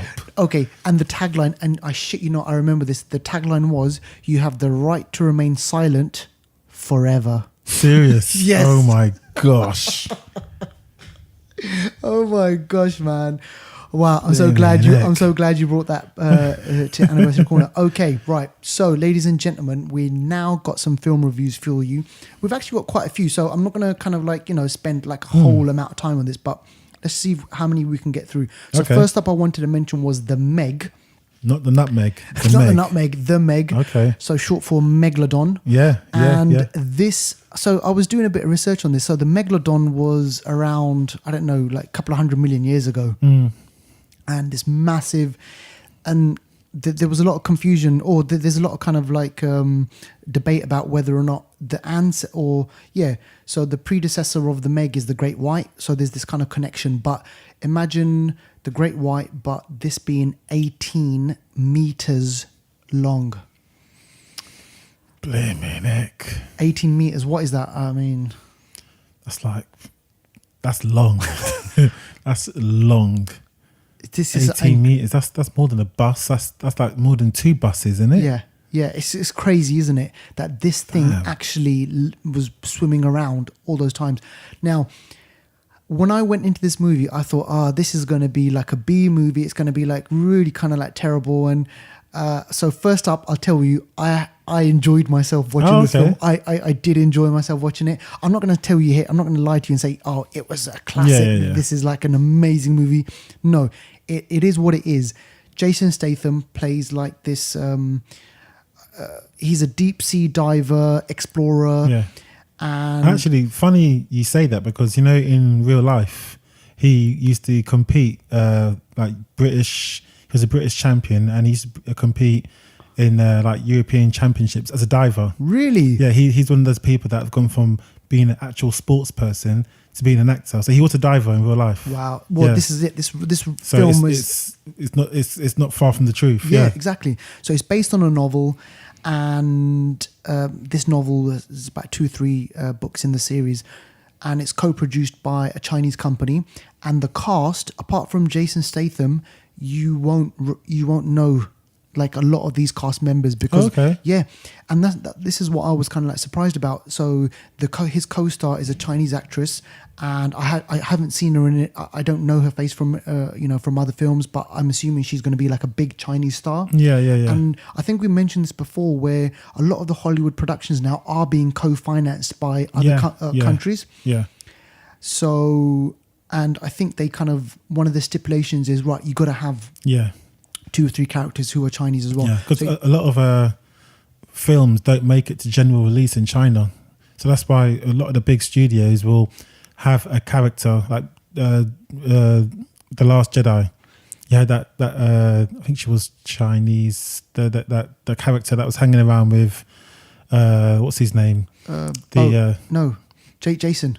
Like his name, something like John. that. Yeah, John Boyega. Boyega. yeah. Sorry. So like that. And then Marvel, a lot of the times they'll have a representation from Asia in the film, so that it's more appealing to the market and Totally. will have a big impact. There's a lot of money to be made. Of course. There, so Hollywood, they want to crack the Chinese Oh market. yeah. Now, look 2 at that billion people. Come on now, 10% Exactly. of that.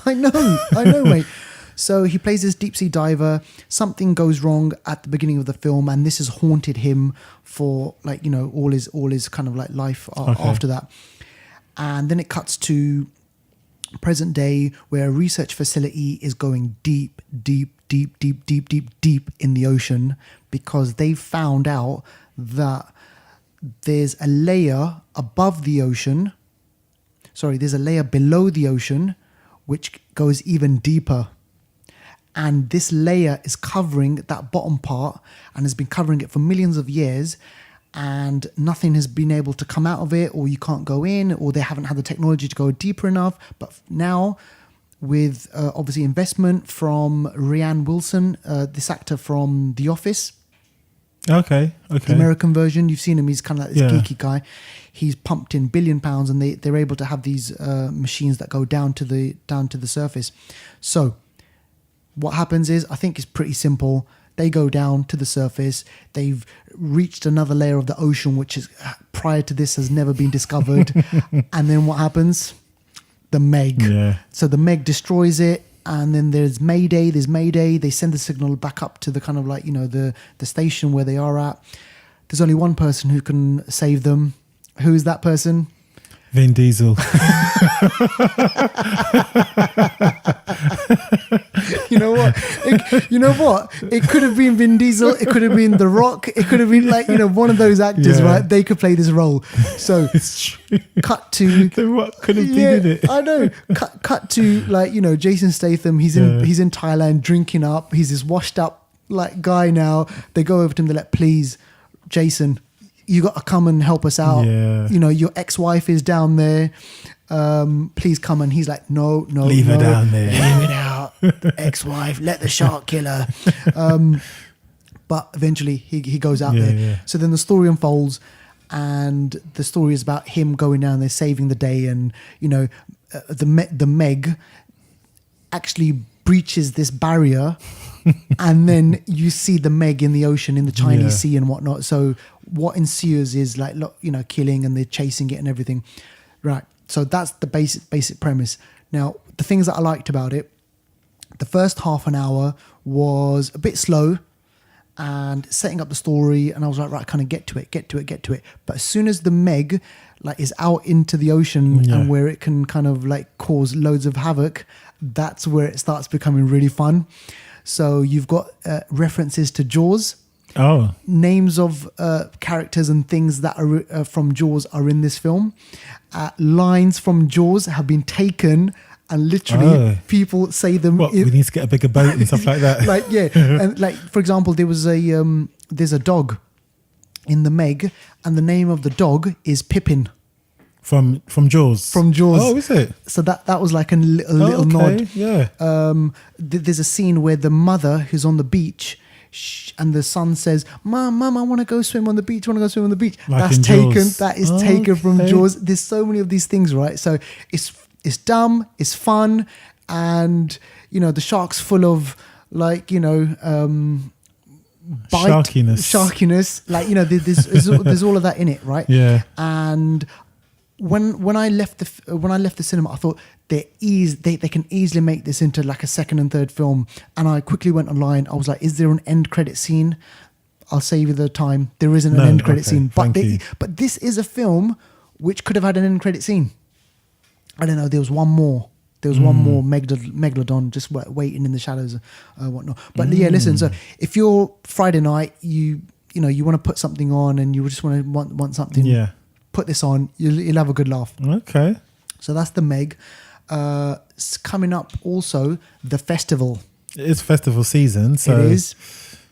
So were you ever a big fan of the In-Betweeners? No. All right. Okay. Now these. Sorry. That's fine. That's fine.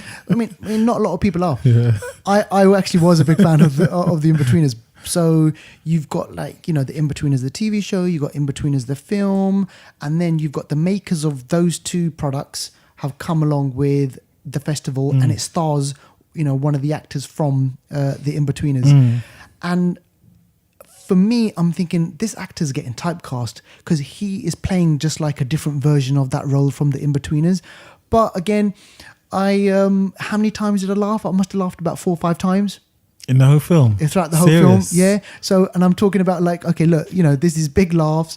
So it, you know, some bits were really stupid and I was like, okay, that's not really going to happen and stuff like that. But listen, it was silly. It was like, you know, a kind of continuation of the In-Betweeners. And if you like that, if you like In-Betweeners, you're going to like this. I think the main character, I think he's quite funny. He's got this kind of comedic presence, which is like, you know, silly, stupid. He makes a fool of himself and he's awkward and he does that really well. If you like going to festivals and you've been to a lot of festivals, there's things in the film which might remind you of that. So yeah, if you like the In-Betweeners, you're going to love this film as well. Oh, I heard Big Nasty's in it as well. Who's that? He's got his own TV show now. Big guy.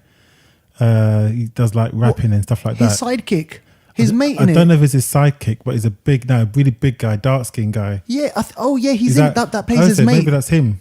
Big Nasty, he is. Is that who it is? Yeah, he's been in like TV shows online stuff like that as well. He's got like a channel and stuff like that, I think. Wow. But I think he's a musician. Okay. Like, first and foremost. Yeah, because obviously the festival music plays a big part in this, and he does play like kind of that role. Okay.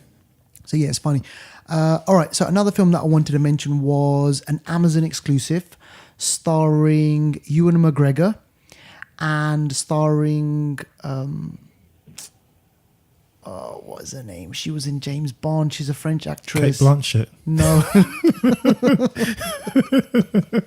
How funny would that have been if it was Kate Blanchett? I can't remember her name at the best of times. And just in James Bond, did you say? Yeah. She was in James Bond, in Spectre. Spectre. That's it. Leah. I just quickly searched it. Okay. Her name is Leah Seydoux. I don't know who that. Okay. I think I remember her face, but I never would have got the name. All right. Okay. I'm going to just quickly show you right, there you go. That actress there. Yeah, I remember her face. Yeah. Yeah. So she's in this film and it's a science fiction film. You got me. It's sci-fi. You got me. It's a film about the future. As human beings, what is happiness? Are we compatible with other people? If you're looking for love, is there a way that a computer program can match two people together, give you a percentage, and whether or not that will give you the perfect match? Tinder, of course there is. Basically, so it's a film set in the future, but it's very it's like the kind of set designs and everything is very contemporary. Yeah. So is it a bit like how like Black Mirror is? Is it kind of like that sort of? Not as edgier as that, okay. Not as dark as that, but it's got elements of that. So probably more closer to Her. Oh, okay, yeah. Right. So Ewan McGregor, he plays this researcher where he creates robots, and these robots are so effing real that they will they'll never hurt you, they will never lie to you, they will love you, you will love them back, and that is going to be the future of mankind. Wow. Can I get one, please? Exactly, yeah. There's a plot line in the movie where you can have a pill and that pill will give you the boner for like 12 hours. That's Viagra, mate. That pill will give you the feeling of love. Okay. For the very first, as if you fell in love with the person for the very first time. Now, imagine if you could package that in a pill. That is. So that euphoria, that the feeling, very first. Exactly. So there's a lot of sex in this. Oh, okay. A lot of you people just started with that. All this talk. Huh? All this talk. I had to build just it start up, with man. that. Sci-fi sex. That's it. I had to build it up, right? And then it's also a commentary on like what is the state of relationships right now. Yeah. Like seriously, where are we going with AI? We're swiping left and we're swiping right. That's what we're doing, and we're liking and we're whatever, following. That's it. But I mean, according to futurists, having robots is going to be so normal. Yeah. to do stuff. So first of all, there'll be things like cleaning our floor, cleaning, taking the rubbish out. But then, you know, it'll progress to such a point where you start having relationships with these robots. How was your day today? Oh, great, love. Like, do you mind giving me a BT? Please take a shower first. Yeah. So there's a little. So there is a twist in there, and the twist is. No, I'm not going to tell you it. Okay. The twist is, I think you can see coming. I think you will be able to see coming. I'm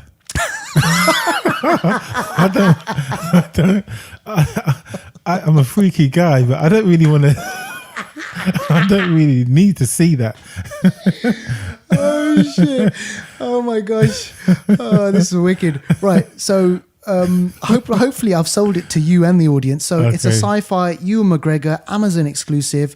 It's about love. It's about loneliness. It's about like what do you do with yourself when you can't find the person that you want to be with. Like what happens? What happens to the robots who are no longer needed?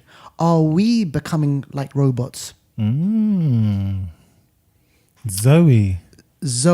All right. So try and check that one out. Okay. And finally, let's talk about Denzel.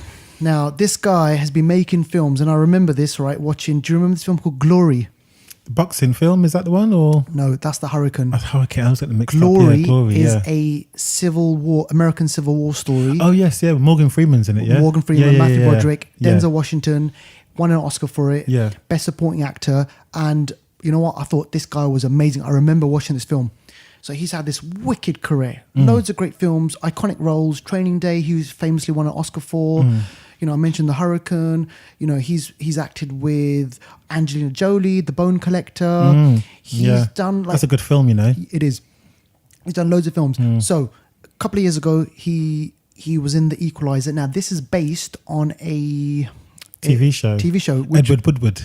I used to love that show, Equalizer. God. And the starting credits would be all smoky, Yeah. and he's standing And in there with his his long long coat. jacket. Yeah. Oh, Edward wicked. Woodward, the Equalizer. Edward Woodward, the Equalizer. Come on now. Wicked. I know what that's about. That show was Exactly. heavy. It was. What's her name? Edward Woodward. Edward Woodward. Come on. Edward Woodward, The Equalizer. Exactly. Right? So, and I was like really excited about this. I was like, I love that show. I want to watch it. And yeah, there was some really good, interesting things in there. And it had that Chloe Moretz thing. Yeah. The kick-ass girl. The kick-ass girl. Yeah. So she was in it. And Denzel Washington plays this badass, like you don't know what he is. Yeah. Why has he got these skills? I think Do you he's remember like it? a retired kind of like Jason Bourne trainer. It's almost like he's the sort of person that would train Jason Bourne, Right, basically. okay. So the second part takes his character forward. The film starts off with him on a train. He's been following a person, and you think, shit, is this set in the past now? Are we going to see like his backstory? Not quite, but throughout the film, you do realize what his backstory is, where he comes from, what he's done. And another thing, it's got the Viper in it. So this is a connection to Narcos. It's got the Viper in it. So that was really good seeing him in another film. And it just takes his character forward. And I have to say to you, it wasn't as good as the first one. Oh, okay. I thought it was lacking in some of the finer points of the first one, the slow moments. Okay. But it's got enough of this. It's got enough of it in this film where you think, oh, right, okay, so now I know a bit more about The Equalizer. I know a bit more about Denzel Washington. There's a few kind of plot holes. Like, why was he on a train in Turkey in the first place? Because that's how it starts off. Where's he getting the money from? Where is Denzel? His resources. This guy, and I thought to myself, right, okay, how the hell, right? Because he's doing good things for people. What is he doing in Turkey? How did he fly to Turkey from, like, you know, San Francisco, Washington, wherever? That ticket's not going to be cheap. So these are the things that I'm thinking about. He's back and forth, flying between like all these different places, right? And I'm like, okay, right, what's going on? And you know, so the little twist is with the Viper in there and the relationship that he has with the Viper and what he's got to do to overcome the Viper. He's got a new sidekick in this film. So yeah, it's interesting. If you are a fan of Denzel Washington, obviously you're going to love it. If you're a fan of the director of Training Day, then you know what, there's a lot of good things in it. I just don't think it was as good as the first one, Okay. but it's definitely worth a watch Okay. if you want to find out the history behind Yeah. Denzel Washington's I character. think I'm going to watch it. 'Cause Yeah. I did like the first one, and Yeah. I'm interested to see just what happens and how it comes, like, because also the trailer looked quite good. Yeah. There's a scene where I don't know what he's doing, but he goes somewhere and he tells the guys this is what's going to happen or something, and they don't Yeah. really listen to him. Yeah. And he sets a time of 2 minutes or something, and then he just takes them all out. Yeah. So I want to see. I'm going to see it Exactly. at some stage. And when you see those scenes, right, you think, wow, they're brilliant, they're wicked and stuff like that, right? But then it makes you think, right, he busts people up, but aren't these people going to go to the police? Okay. Are these people are they gangsters though? Or are they regular people? It's regular people. Oh, is it? Yeah. Okay. So then it just kind of makes me think, right, okay, Is he being a bit of a bully then? Is he? a bit of a bully in this film. And there's one fight scene that I really loved. You'll see it in the trailer. He's in a car. He's driving. I don't know if I've seen that one. Oh, okay, all right, okay. Watch the trailer. Well, you'll see the film anyway. It's in the trailer, and it's really good. It's really kind of like, oh, shit, what's going on next? Like, you know, whatever, blah, blah, blah. But yeah, it's good. It ties up the loose ends, Okay. and then it ends, and then you think to yourself, right, okay, is this going to be the end of it, or are we going to see more of the same in a third film? Okay. Maybe the audiences might be expecting a bit more now. I'm not sure. Yeah. I guess we'll see from the intake, the box office, I should say. Yeah. If it actually brings in a lot, they'll have to make a third one. Whether it's with the same director, that's the question. Exactly. All right. So now, ladies and gentlemen, those are the film reviews. Let us know what you thought about those. If you've seen them, if you haven't seen them, you know what? Let us know. Yeah. Get in touch. All right. So Get in Deval, touch. Hidden gems. hidden gems, my friend. Yes. So I have been away. Yes, I know. So I watered my garden Yeah. before I left, and I understand it has been raining here in the UK a bit more often than it has been in the past few months Yes. or weeks, I should say. So yeah, it has basically it's had time to really soak in the water. Yep. Which is why one of my hidden gems is from the 50s. It's had lots of time to, You know what? You surprise me so much. Like, there's no limit to like your Cilla Black. surprise. Yeah. So So on. the first hidden gem is like, what's worse? What's worse than one angry man? Maybe two. Okay, what's worse than two angry men? Three. Okay, let's think of the most worst situation you can get. Yeah, 12 angry men. the worst scenario. The worst scenario. 12 angry men. Yeah. So 12 Angry Men, it was Yep. a film that I was recommended to watch back in 2010 Right. by a friend of mine by the name of Doreen. And she's massively into her films and filmmaking as well, actually. Big shout out to I Doreen. think she worked for the BBC and different companies like that, and she really loves her films. And she recommended it to me. At the time, I was a bit naive and a bit stupid. I was like, what's this? Black and white film, yeah. old school 12 Angry Men. I'm like, what's this? But I watched it because I respected her opinion. Yeah. I must really like commend her for it, because it opened my eyes to a different type of film.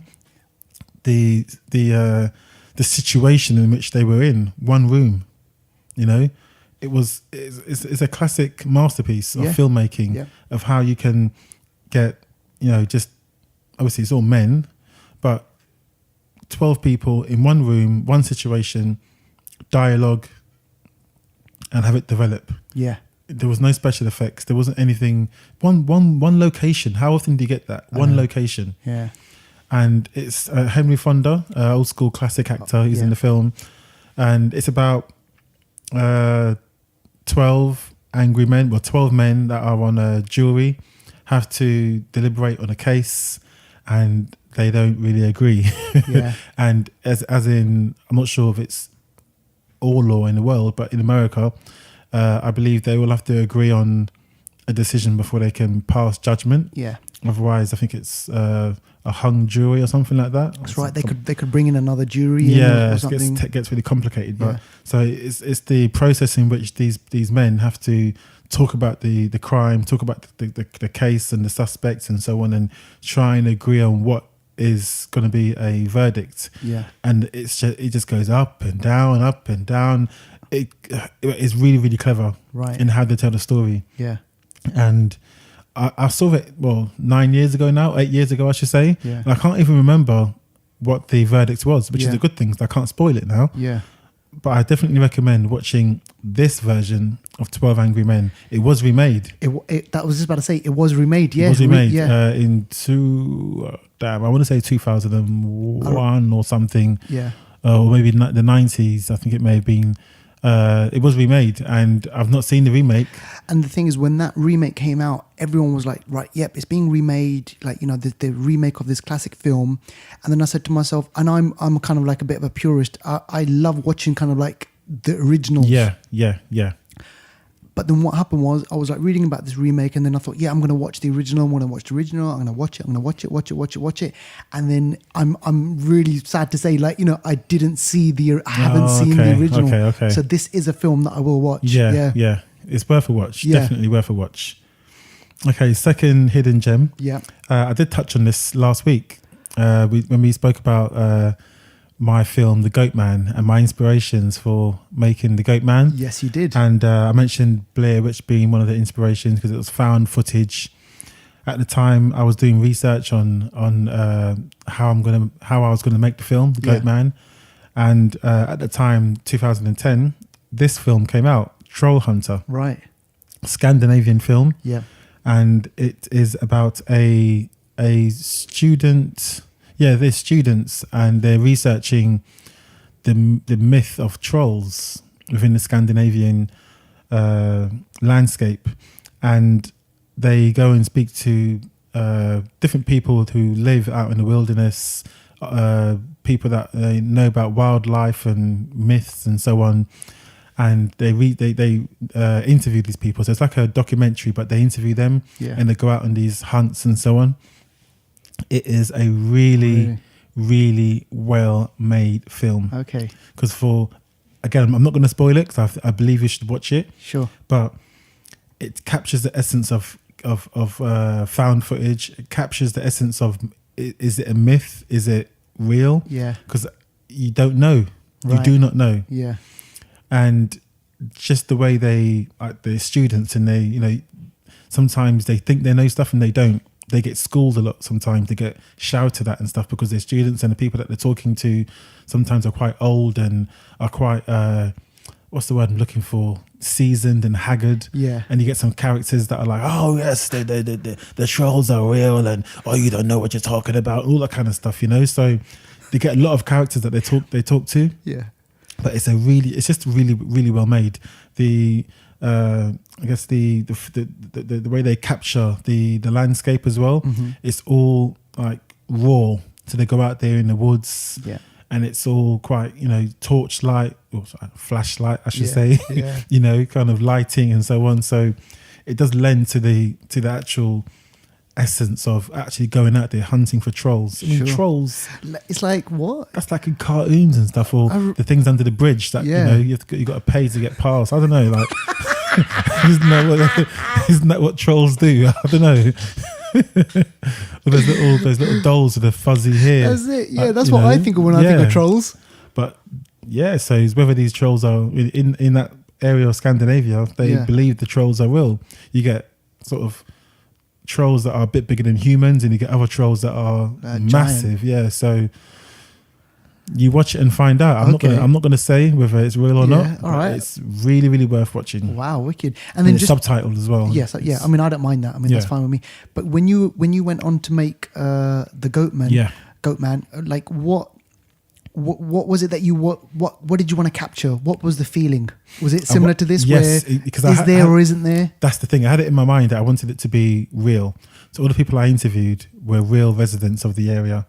But then the way they filmed it, I liked it. I kind of thought, okay, it's quite good because they get a film crew that themselves are skeptical. Right. And they want to sort of debunk, is it, what's going on? Is it real or not? Yeah. And as it goes on, some of the crew start to believe and others don't. So they've got that conflict within the crew. Yeah.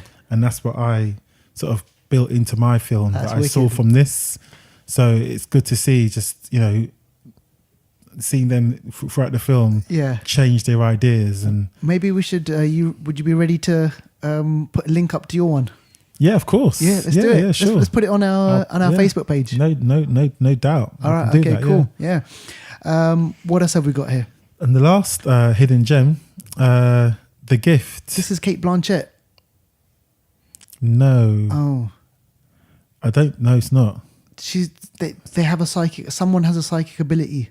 No. This isn't it. No. All right. Okay. No, The Gift is Joel Edgerton.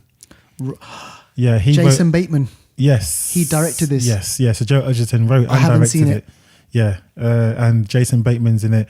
Who's his wife? Is it Elizabeth? Oh, I think Rebecca. Yes, the one from Iron Man 3. That's it. Yeah. So The Gift is Joel Edgerton, who's a neighbor. He's a creepy neighbor, a bit of like a single white female, but a single white male. Yeah. Yeah. I saw the trailer for this and I was like, this looks good. Yeah, really well made film. Right, and he okay. wrote and directed it. Yeah. And he gives them does he give them a gift? A gift is given of some sort.